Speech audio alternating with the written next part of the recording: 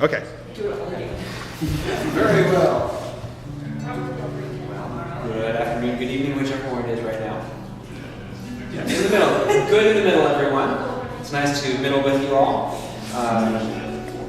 So the way Multimedia Hour works is a little odd, but it's kind of fun. I am the performance guest of honor for JohnCon this year. I'm also an author, and an editor, and a filker, and also technically kind of a video game developer, but I'll tell you a little bit about that later. So I'm going to do a whole bunch of little things. A little bit of reading, probably not any editing, unless you really want me to. Didn't bring my red pen with me. Of course, a few songs, a little bit of acting out and things like that. Also, song interpretation. A song that might help. Okay. And the fun thing about this is, oh, by the way, I should point out, I'm also a music therapist. I have my master's degree in music therapy. So this isn't going to be just me doing things at you guys. You're going to do things along with, sing along, play along. And you also get to decide, to some extent, You do have the piano back there. what I do. Yes, I can bring out the piano. We can do that too. So, I will start off with a song. This one, I've never started a concert off with, but given that we are at Johns Hopkins and you guys are so well known for your medicine, I think a medical song is appropriate. We happen to have a stellar French department as well. Here come people. So sing it in French. So everybody comes to me like, you're a medical school, right? And we're like, Oui, je suis en medical school. exactly. I want a hypothalamus for Christmas. Only a hypothalamus will do. Don't want a tectum or highbrow cerebellum. I want a hypothalamus to play with, oh just tell 'em. I want a hypothalamus for Christmas. I want from Santa Claus to surgeries. A reindeer as a nurse, but that would be a first. But getting fur inside my head, well that would be the worst. I can see me now on Christmas morning, drugged but away. Oh, what joy and what surprise when I open up my eyes to feel my head cracked open. No mistaking that I got my hypothalamus for Christmas. Only hypothalamus would do. With metabolic processes near the hypothalamus, and hey, who put these antlers in two?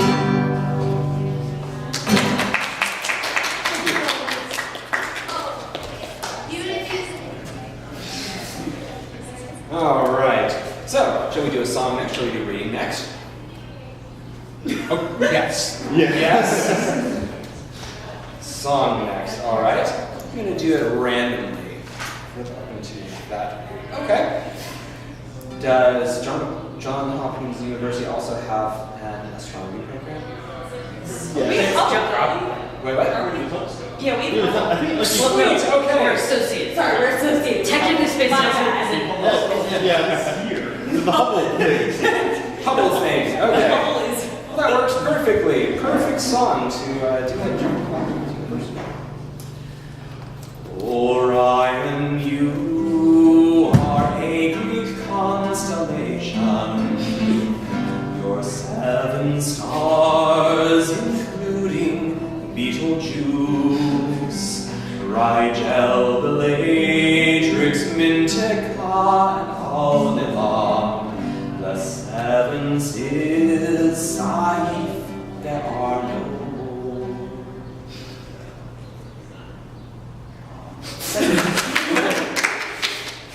So, how many of you are familiar with folk music?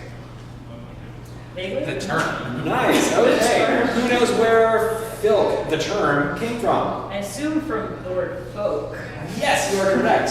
It originally was a. Oh, can we think? I do get to do some editing work. From folk, there was a printout of something called, folk music, science fiction folk music, but it came out of science fiction folk music. and instead of getting it correct, they ended up just adopting it. So yes, folk is science fiction and fantasy folk music. Shall we do a science fiction song, a fantasy song, or a gaming song first? I'm feeling gaming. Okay. Gaming it is. Online or offline? Offline. We have a whole room full of board games. Booyah! Give it a Okay. We have those too, but That's why you're sitting on that. there's no such thing as offline video gaming anymore, so. Not sure my code is. Not the newest ones, those are part of the connected.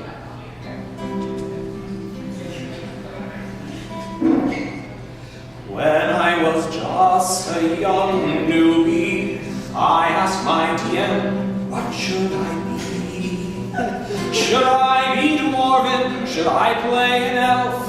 Here's what he said to me. Roll a dice, my boy. Whatever you roll, you'll be.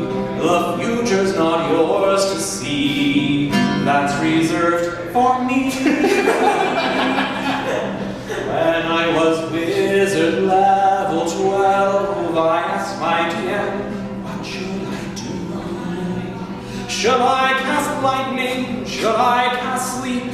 Here's what he said, it's true. Roll a dice, my boy.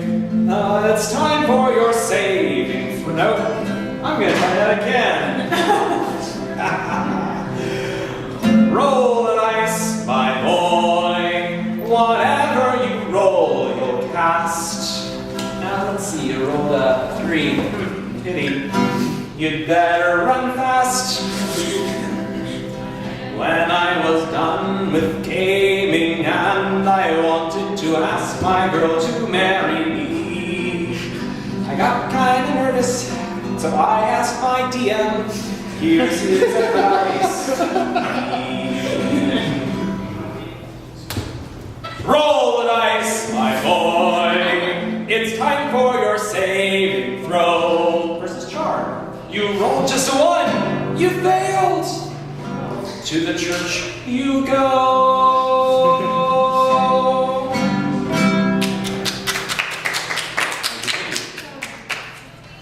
All right.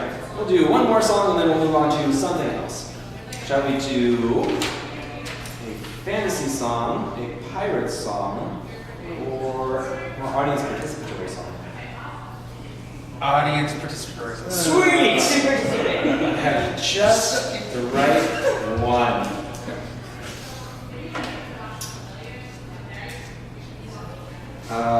So Johns Hopkins not only has medical, purely medical, but also a nice psychology program, right? So if we were counting. Which one? Psychology. Oh yeah, we have also, but it's like divided into like 100 different, we have like Yeah, they come out a soon. separate cognitive science department and a separate neuropsychologist. Yes. Sweet!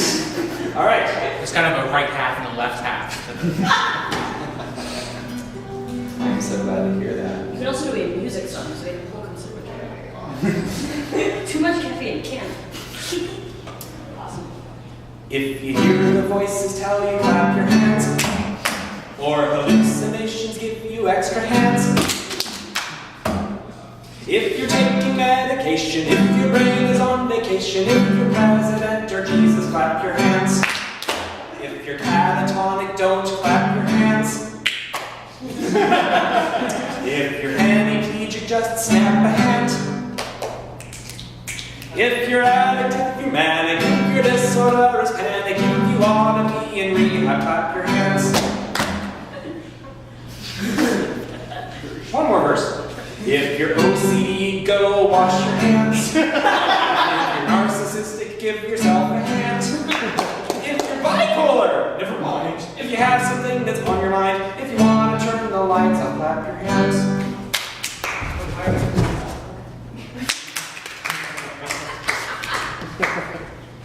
All right, that's good enough for the songs for now. We'll probably do some more songs later, why not? The full concert is tomorrow at 8:30, I believe. And it's going to be 4:30. downstairs. Yeah. Yes, 3:30 tomorrow. Hello, hello. All right, so we've done a few songs. what should we do next? Shall we do reading next? Shall we do linear thinking puzzles from an app? What should we do? Linear thinking. Linear thinking puzzles. Excellent. No. Okay. So how many of you have done linear thinking puzzles before? I don't know. Maybe. Do they come up in life? So they what? Do they just come up in everyday life? No. Okay. No, not at all. I give you a situation, and then you have to figure out how it happened by asking me yes or no questions. Oh, those. Sure. Yes. It better not be one of like the 50 we did that one day. Okay, Spent that's all all night doing it. No, I have written several new ones. You can find them all in an app called How Did He Die? It's on the App Store. It's a good place to put As apps are not to me. Yes. All right, so you guys ready with your yes or no questions? Yes. Yes. Good. We're going to start with Neil. Or Neil.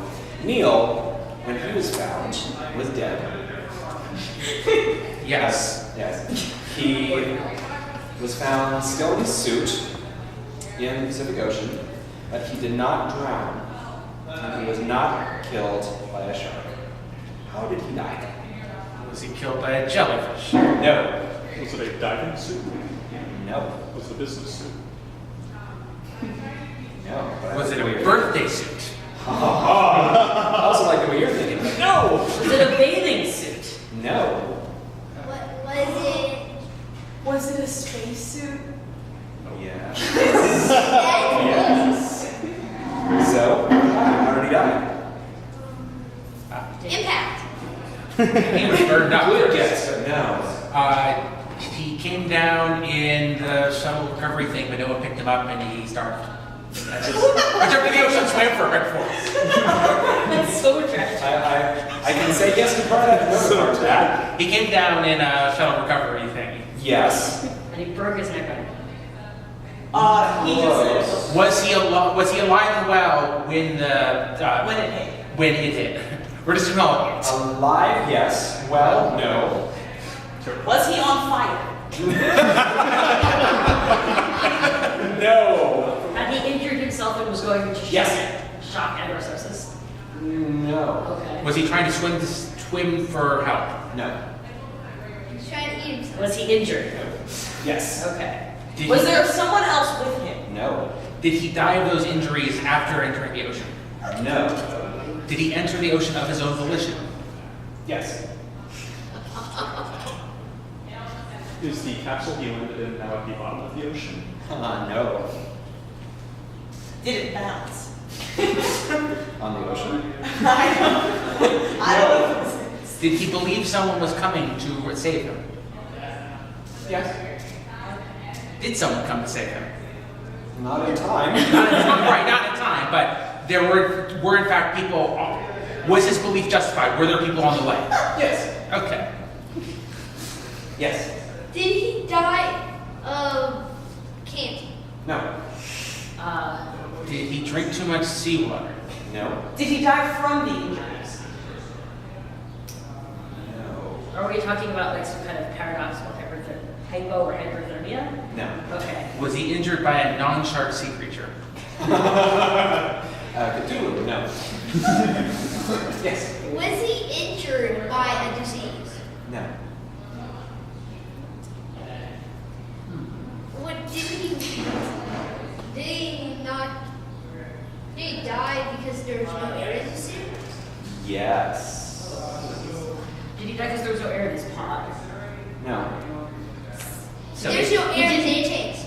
so he suffocated. But he Yes. didn't He drown. suffocated because of no air in his suit. But he couldn't get his helmet. Due to Why?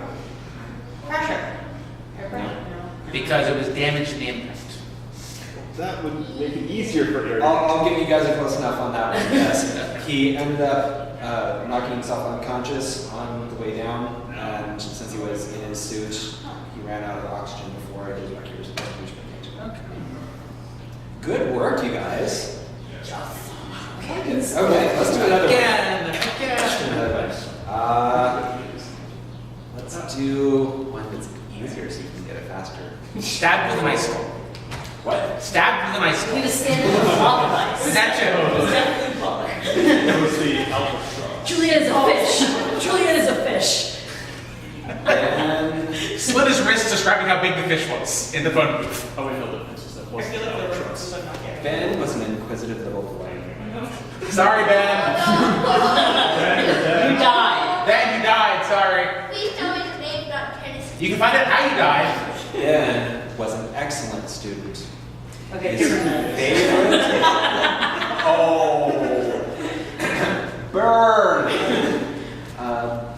Then you Ben's burned alive. favorite subjects were science and history.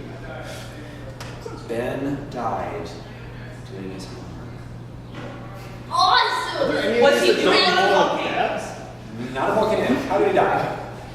Are there any of these that don't involve a death? No.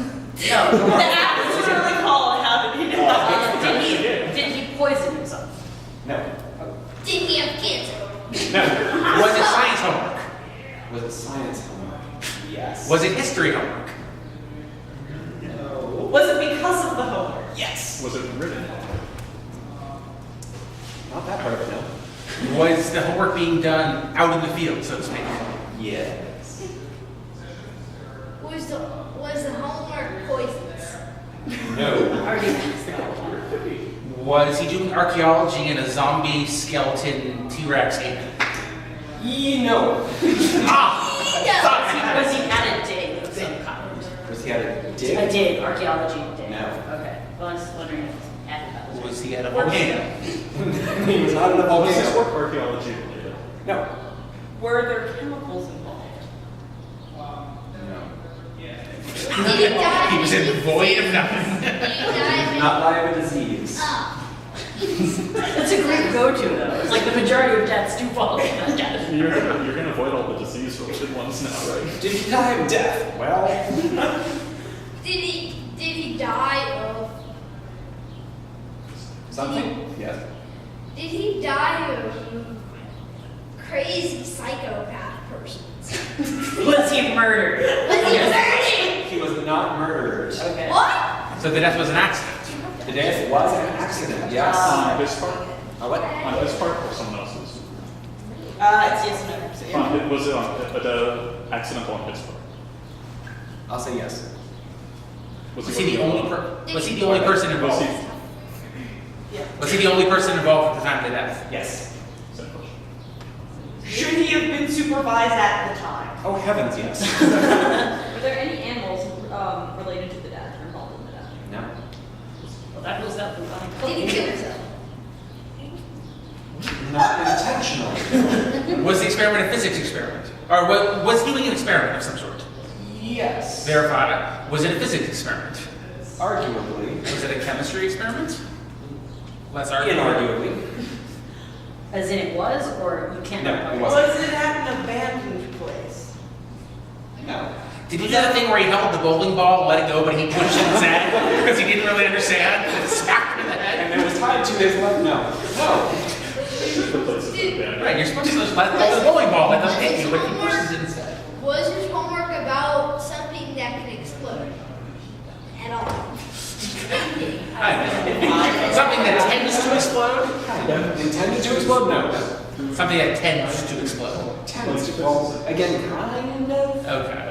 Right, because lots of things can explode. Does it have oil in it? No. So we're talking about highly pressurized aerosol. No. Did something fall on him? Then Not really. Did he die due to impact? Did he fall after death? Yes. Did he die due to a sudden impact? Was he hit with something very bright? Kind of. Was he significantly above sea level? Did he do the Mentos and Diet Coke experiment being captive so the bottle cap flew off and hit him in the face and killed him?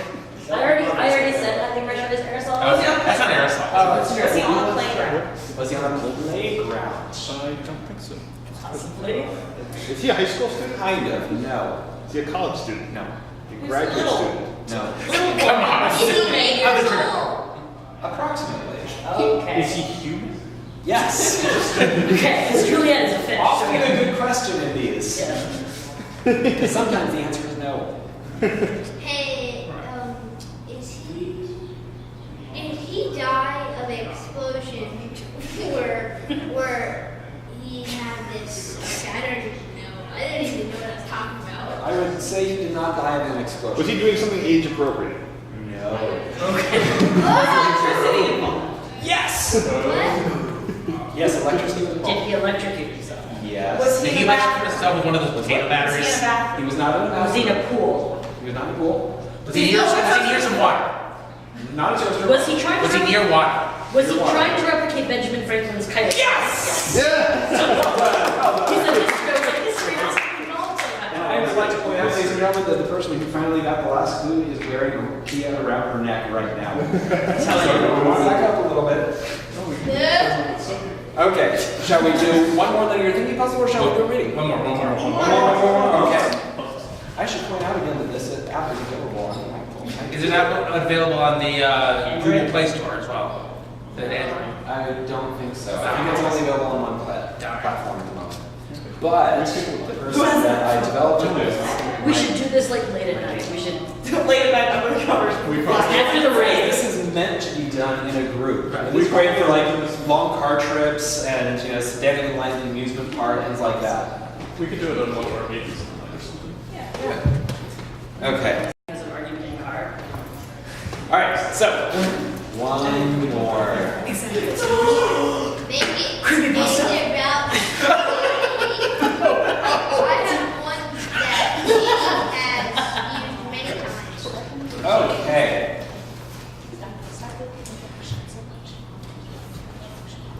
Juliet Is a fish. is not a fish. Because this is what I know. Died approximately 20 seconds after Romeo died. They did Romeo not die of the same thing. Are they both human? Let's wait for the question. No. They're not both human. Okay, so one of them. So it can't actually I'm be sorry. Romeo. Yes, they're both human. So it can't be Romeo and Juliet because she Well, talks like let's. five. He hasn't finished the story yet. Sorry. Let's wait. Okay. Juliet died 20 seconds after. No. Yeah, 20 seconds after Romeo died. Or before. Or before. You know what? Go ahead. Go ahead. Let's see what you can do. Yes or no questions? Were you telling the truth? Yes. Were you telling the truth about that?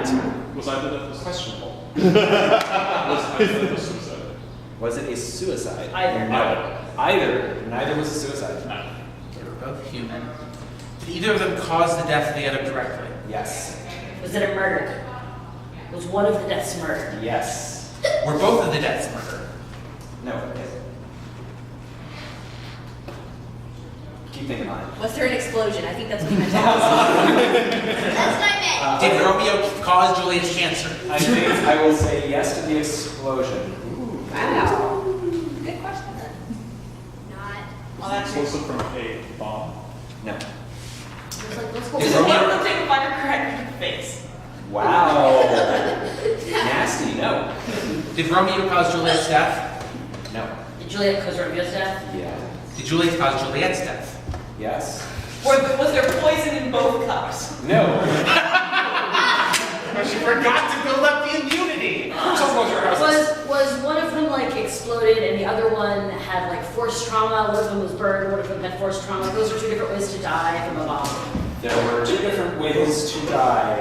They did not die from a bomb. Okay, Were they both killed by an explosion? that's a better question. I kind of technically have to answer yes. Was Romeo killed by an explosion then? I'll read here. Technically. Are you counting like an appendix exploding as an explosion? Ooh. I would technically have to. If you're One of them was asking murdered, whether the other one yes is or no. It's completely coincidental. Yes, Romeo was the appendix. Julie was. Yes. Did they die of the bottle rocket experiment? No, no bottle rocket. Okay. Firecrackers. How many of you know my name? Danger. Again. Yay! Okay, keep going. This guy's a legend. What? Was Danny involved? Sadly, no. Just as a narrator. I mean, I just. Are they the same age, roughly? Was it a war zone? Okay. Were they fighting? Yes. Were they fighting physically? At the end. Was a gun involved? Yes. Were they So the fighting? explosion was a gun. Yes. Were they fighting each other? Yes. Did one of them have like a long arm and they fired it and then it just jerked back? Yes. Oh. So one died from a gunshot and the other from a concussion? Or they fall off Well, the it's ledge. definitely knockback. They fall Yes. off, yeah. Recoil, push them off the ledge. Juliet found that Romeo had been unfaithful. She got the shotgun out and fired it at him, but she did so from the edge of a cliff and she fell off. And 20 seconds later, the end! Oh, I'm so good at this Get game. back. So big. All right. So, your choice: reading or more songs.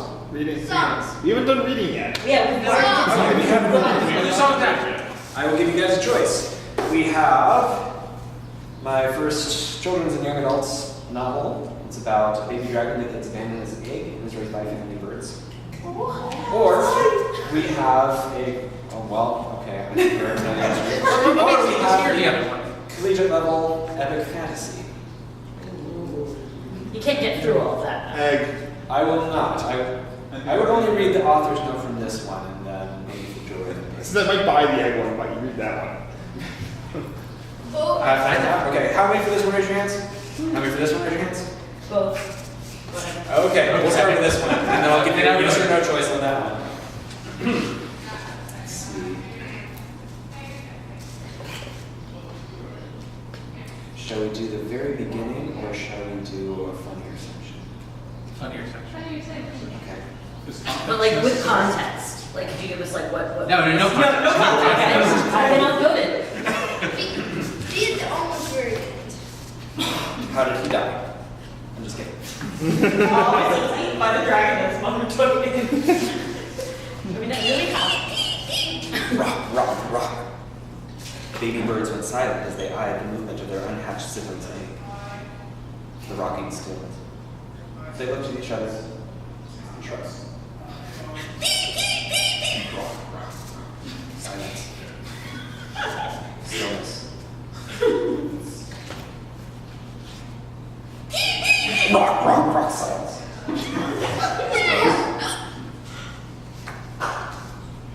Kaboom! The final egg hatched so violently that it pelted the baby birds with egg shards and made them cower back in the far reaches of the nest. Yes, that was it. Will you not get guys shut it? Their newborn sister demanded.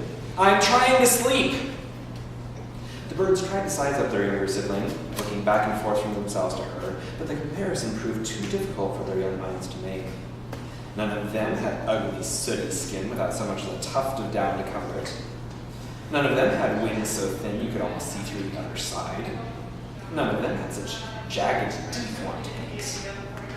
What was all that noise about, anyway? The hatchling asked. The eldest chick spoke up for the rest of them. Food. Food. She sniffed at the tantalizing aroma that filled the air all around her, and for the first time in her life, she felt a sensation. She tipped her way out the remainder of her egg and proceeded to sniffle this way, snuffle that way around the nest, certain there was something edible nearby. Her sniffs gradually led her across the egg until her nose pressed against one of her sister's legs. That's how Rebecca died. The bird giggled. Tentatively, the hatchling licked her sister. Then looked her in the eyes and asked, "Are you sure you're not food?" "No, silly, we're sisters," the bird replied. Said one of her brothers, looking to the sky. Chorused the other birds. "What did I say about that racket?" The hatchling yelled. But the older brother said, "We're hungry." "So what? Can't you be hungry and quiet at the same time?" "Not if we want to be fed." She thought about that. "So, if we make noise, food walks up to us?" Her brother laughed. "Boy, you really are young. You don't know anything." "Be nice, Arcos," the elder sister chided. "She hasn't seen Mom and Dad bring us anything yet." Turning to the newest hatchling, she said, "My name is Basalt, this is Cole, and the young one who just licked is Dayside. What's your name?" Said Arcos excitedly. No, it's not, objected the hatchling. No, peep, as in, look, Dad's coming back with food, Marcus said. And indeed he was. A huge rock was winging his way up the mountain slope with something clutched in his talons. Noting that her sister was just sitting there, Dayside asked, "Aren't you hungry?" "Sure I am." "Well, you gotta say peep if you want to be fed." Peep. The angels growl in experimentation. Peep. A dead cow fell on top of her in Dayside. The other birds attacked the meal with gusto, and the two sisters joined in once they were out from bringing the weight of the body. "Gross," said Arcos in between bites. "The inside look like huge worms." Despite his observation, he took another bite. "Ew," his sisters squealed. The observation did not deter them from eating either. Their father lit on the side of the nest to watch his children eating what he had provided them, and his chest feathers puffed up with pride. Then his eyes were drawn to the empty area of the nest which had formerly held a tardily unhatched egg. In its place, eating alongside his children, was a strange, gray, naked-looking thing. As he looked at it, he noticed his scrutiny and altered its skin color to blend in with the nest. "Dad," the salt said after swallowing her current goblet of flesh, "look who hatched!" "Yeah, I see that, darling." Rocky squinted at the camouflaged form. "Kinda?" He looked around the nest, then back at the newest addition to the family. Where are your feathers there, little one?" The youngest stopped eating for a moment, spread her wing, and compared it to her brothers and sisters' wings. She looked over the side of the nest to see if her feathers had fallen out, but all she saw was a blurry reflection of herself in a briskly moving stream. She looked around the nest, even nosing inside a piece of her egg and underneath. No feathers were there to be seen. She looked up to him, eyes wide. "I don't know, Dad. Is that bad?" Rocky hopped closer to his new daughter and peered at her mouth. "Why do you have so many egg teeth?" "What are egg teeth?" "An egg tooth is the thing you use to peck your way out of your shell." She ducked her head. "Oh, I was supposed to peck my way out?" Rocky patted her head gently with a flight feather, tickling her nose in the process. "Never mind, little one. I know coming out of your egg is an awful confusing time." She twisted her nose. "It sure is. Get that." "Uh-oh," he said. "Hope you don't have the flu." "Do you smell something?" After not receiving a reply, Rocky noticed his strange-looking hatchling was staring at something behind him, mesmerized. He followed her gaze to the tips of his tail feathers, which were on fire.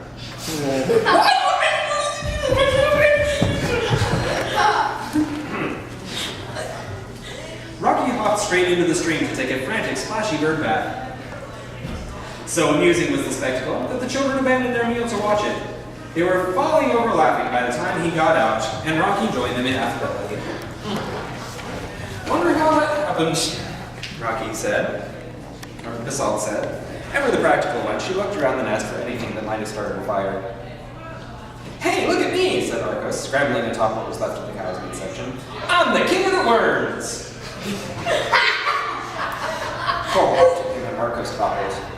Cole quickly took his place atop the cow and proudly declared, "No, I am the king of the worms." "You boys are being silly," the salt scorned. "Daddy's the real king. He's the one who killed it." "I can share the title," Rocky said. "Remember what I said about sharing, kids?" Rocky Birt. It's kind of a catchy name for a bird. "Oh, well, I already have a name. I guess I don't need another." "Could I have it then?" the hatchling asked. "I don't have a name yet, do I?" "You'll have to ask your mother. I'm not allowed to name any of you." "I don't know why," he grumbled. "Rocky or Rockette's a good enough name for any rock." "But Daddy," Cole said, How would we know you're talking to Arcos? How would we know who you're talking to if Arcos and me were both named Rocky? Rocky thought hard. Well, Arcos could be Rocky Jr., and you could be Rocky Jr. The solid kid her snickered. I don't think Mom would go for that, Dad. Speaking of Mom, Arcos said, looking up and out of the nest, Rose Quartz flew up into the maze. I'm glad you had a better hunt than I did, she said as she landed on the lip of the nest. About the largest thing I saw today was a jackrabbit. Her eye fell on the newest addition to the family. She froze mid-word. Mom? Ashley asked. Quartz frantically counted her feathered offspring, then counted them again as if to make sure they were all there. If she could have, she probably would have counted their feathers too. The hatchling timidly moved a step closer. Are you my mom? She asked again. After just a bit more hesitation, Quartz said, yes, I'm her mom. Okay. She looked at Dad and back at Mom. Mom, who am I? She wants a name, Rocky explained. Don't you think Wormsbane would be cool? Quartz winced. Wormsbane might not be the most appropriate appellation. No, let's keep our naming along the same lines as our other children, dear. You mean another rock name? Yes, dear. How about Rocky? She gave him the glare. Never mind. Quartz was having a hard time coming up with a fitting name. The younger birds were silent. They had never seen Mom have to think about something. Until now, they thought she already knew everything. Magma? She ventured. Then she immediately disagreed with herself. No, it's probably already been used, far too common. So what if it's been used before? Said Rocky. It's a custom among certain circles to never reuse a name. So all our kids are named so unique? Rocky asked. He was impressed all over again with his mate's brains. She thought fast. The other half of their names will come later in their lives. What's the rest of my name? Arcos asked eagerly. And mine, Cole followed up. That's a subject for the day you leave the nest, Quartz announced firmly. Right now, I need to name your sister. She closed her eyes and clapped her brain. No one disturbed her. Everybody knew it was taking your life and your talents to disturb Mommy. After a long wait, her eyes popped back open, and she announced, Tefra. Tefra? Rocky asked, puzzled. That's a kind of rock. Yes. Rose Quartz hopped down into the nest and took a peck of cows, signaling that the conversation was officially over. Little Tefra nestled up close to Quartz. Thanks, Mom. It's nice to know who I am. Quartz swallowed against the wall.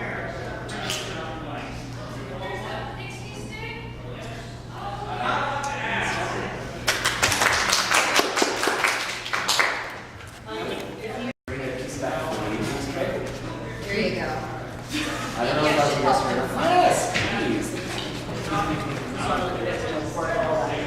I appreciate it. Okay. Out of curiosity, do any of you know what Tefra is? What? The actual word Tefra? Nothing sticks to it, right? Yes. Teflon, close. T-E-H-R-A. Is those pyrophosphate heated rocks that are airborne after volcanoes eruptions. Therefore, fire rocks. Alright, this will be a yes or no. Do you guys want to hear just the author's notes from this? Just a page. Okay, sure. Okay. It's literally like, it's interesting that story because there's like an actual thing that happens to bluebirds because of brown-headed cowbirds. Because of what? Brown-headed cowbirds will lay their eggs in bluebird nests and then kick all the bluebird chicks out. You know the old phrase, being cuckolded?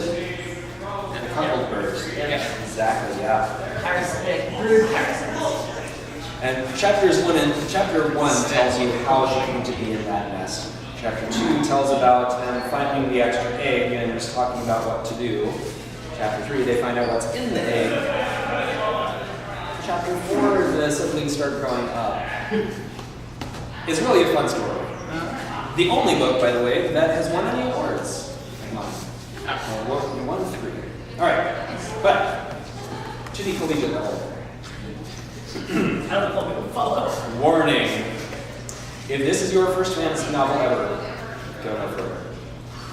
No, I'm being serious. Go find yourself a book with a Hobbit or Grendel or Kender in it. You really need to ease your way through this genre. Why save this book for later? The common model of the traditional epic fantasy is as follows. In the first couple pages, we meet the hero who meets the sage, who relates to the hero the legend of the magic thing and the ancient evil.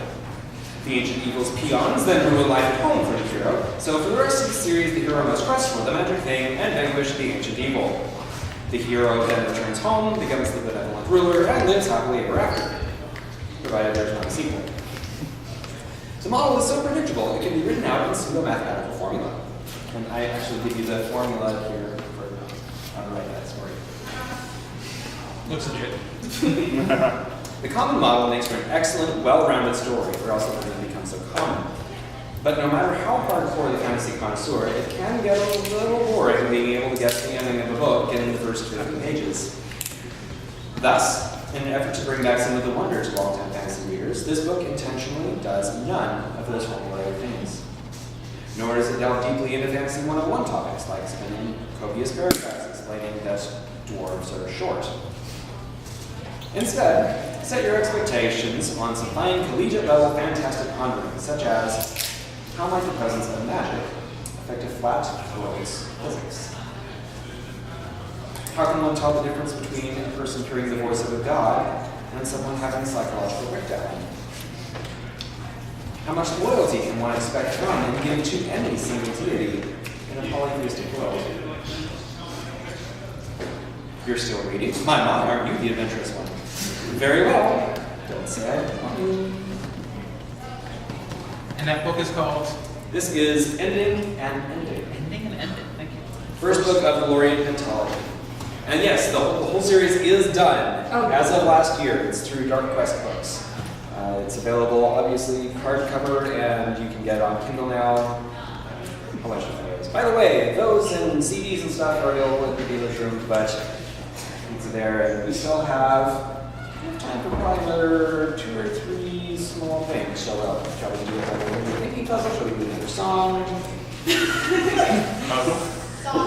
Song? Okay. Song. Song. Give.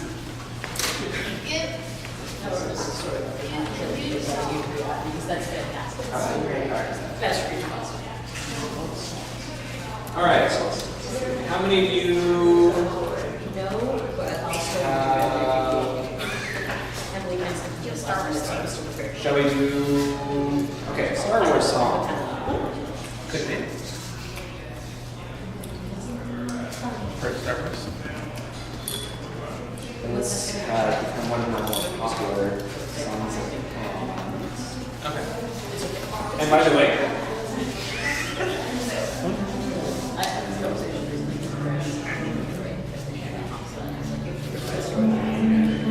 once again, this is going to be an audience participatory song. You guys can sing along with me at every chorus.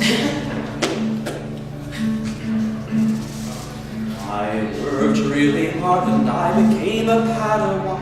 And I worked really hard and I became a Jedi Knight.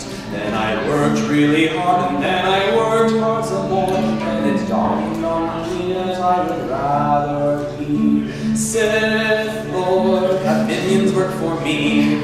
I am a Lord of the Sith, says me. I will lead you all like water leads a horse. I will lead you all to the dark side of the Force. Back then I used to think that greater balance was the key, but that was back then. Oh, silly under me. The key is this: you all must bow to me. For I am a Lord of the Sith, says me. Sith Lord, have minions work for me. I am a Lord of the Sith,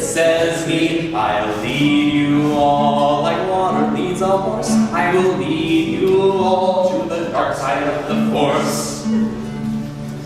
I dance while my lightsaber decapitates some dude, and I dance while I force choke some lady being rude, and I dance while my lightning makes you smell quite barbecued. It's good to be a lord of the Sith, says me. Sith Lord, have minions work for me. I am a lord of the Sith, says me. I'll lead you all like water leads a horse. I will lead you all to the dark side of the Force.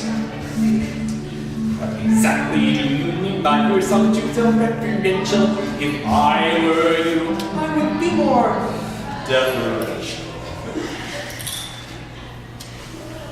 Never mind, I will just kill you. Apprentices aren't essential. Now you'll never be a lord of the Sith, says me. Sith Lord, have minions work for me. I am a lord of the Sith, says me. I'll lead you all like water leads a horse. I will lead you all to the dark side of the Force.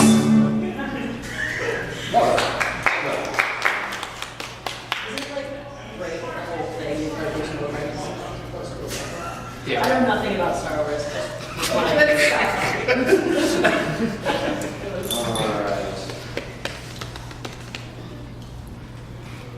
Guys, yeah, you gotta do that. I can do that.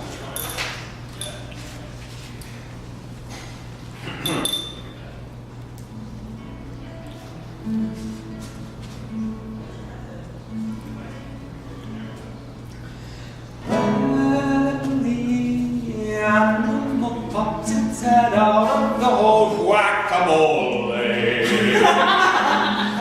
the animal's long has big teeth and it swims, that's amore. Your bells will ring, ting-a-ling-a-ling, ting-a-ling-a-ling, and you'll sing night-to-night-us. Hearts will play tippy-tippy-tay, tippy-tippy-tay, and you'll sing EKGBs. Mushing avocado up with lemon and salt guacamole. Eat some chocolate marshmallow, 2 graham crackers, that's amore. When society adds up its sum of norms, virtues, and values, schools, honey, but you see here in humanity, that's amore. Okay. So you guys ready? You guys are gonna do the end of every line. Challenge accepted. When the animal pops its head out of the hole, whack-a-mole. When the animal's long has big teeth and it swims, that's amore. Bells will ring, ting-a-ling-a-ling, ting-a-ling-a-ling, and you'll sing night-to-night-us. Hearts will play tippy-tippy-tay, tippy-tippy-tay, and you'll sing EKGBs. Mush and avocado up with lemon and salt guacamole. Heat some chocolate marshmallow, 2 graham crackers, that's amore. When society adds up its sum of normal virtues and values, schools, honey, but you see here in humanity, that's amore.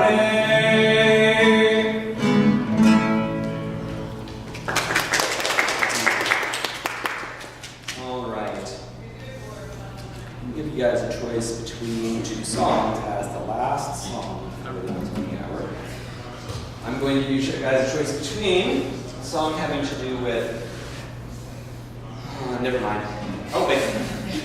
Holiday that passed us recently in March. March 14th.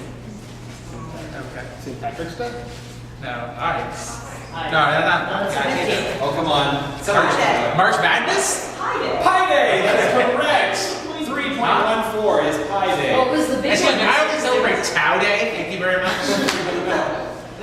Pi Day actually may be the reason that some of you guys know me, because I'm the one that wrote the Pi Day song for Dr. Demento's show and Fump and all that. Or a scientific, physiologically accurate love song. That one. Okay. This one I have to do a cappella. I think my voice is up to it. Once again, I'm giving you this one in particular because this is Johns Hopkins, so the science and the medicine and all that. Perfect, guys. By the way, if you haven't tweeted yet that you're at the Danny Birt concert, feel free to tweet, Facebook, whatever you want to. And you can tell everybody that there's a concert tomorrow at 3:30. You can tell everybody what you're missing. If I act like a dope, blame it on the dopamine. My synapses seem askew, words come out wrong from my face. I'm afflicted with tachycardia every time you come near. Yet when you are gone, insomnia takes your place. My olfactory senses are addicted to your pheromones. I have so much oxytocin, it could soak straight through my skin. Your presence fills my GI tract with sensations of Lepidoptera. Yet when you're not here, anorexia sets in. Your figure imprints on my neural cortex like no other. The symmetry of your face speaks highly of your genetic background. My pupils dilate, alas, not wide enough to take you in. Yet visual hallucinations of you are all I see when you're not around. Speaking strictly in a manner completely scientific, considering all points of data in our range of view, the single objective conclusion we reach is that I must quantifiably love you. Aww, sweet. At this point, I get to introduce. Let's say hi to Karen. Hi, And my wonderful kid,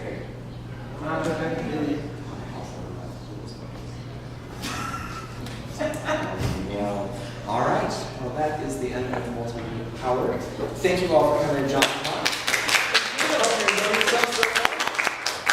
I'm going to head back to my table in the vendor's room for just a few minutes. If anybody wants anything, again, please do tweet, Facebook, let everybody know JohnCon is awesome. Thank you for coming. Thank you.